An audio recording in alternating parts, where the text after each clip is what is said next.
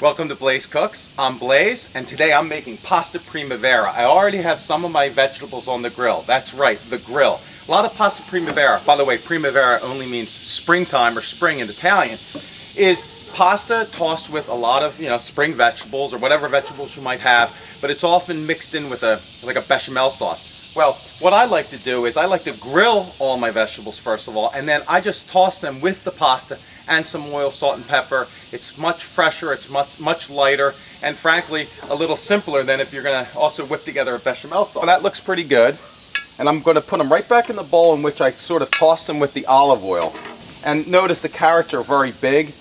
That's so they're more manageable on the grill, but then I'm going to cut these down to size to be appropriate with whatever pasta I choose to toss them with. My next vegetable I'm going to grill are green beans. And I'm using frozen French green beans because that's what I had. Usually I use the fatter ones that you just see at the market. They are more practical. These are the Trader Joe's French green beans, which are great, but I usually steam them. So to avoid half of them falling through the grate of the grill, I got this piece of foil and I just punched a bunch of holes in it. So we're going to put this on the grill, let it get hot, which it will happen very quickly because aluminum gets really hot fast. And then we're going to put the green beans right on top of the foil. And I'm just going to throw these on top of it.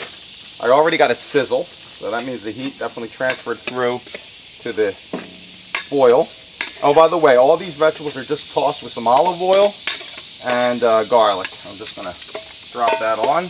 Well, after adding chunks of sharp provolone, 3/4 cup olive oil, and fresh basil right before I ate it last night, I still was disappointed with the flavor of this dish. So I thought maybe leaving it in the refrigerator overnight and having a plate of it this morning with a glass of red wine might make it taste a little better. So let's take a look at the pasta. As you can see, it's got these little specks of black on the pasta, which I absolutely love. I don't know about you. Plus the color, the orange, the green, the fennel, the darker green from the green bean, and of course a fresh basil leaf garnishing it. So let's give this a taste, see how it did in the fridge overnight.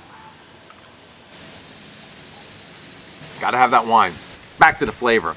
A little more flavor to it with it sitting overnight, but it still needs a boost.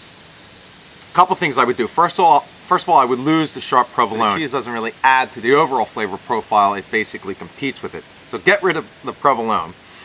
And I would then also add a little more olive oil. So I said 3/4 cup, make it a cup, and add a little more salt and a crushed garlic clove or two that you saute briefly in some olive oil and throw that in as well. That's, I think, what this is missing. Anyway, give it a shot, go through your crisper, see what you have, and I'm sure with just a tweak here and a tweak there, you can make an awesome pasta primavera a la Blaise. See you next time.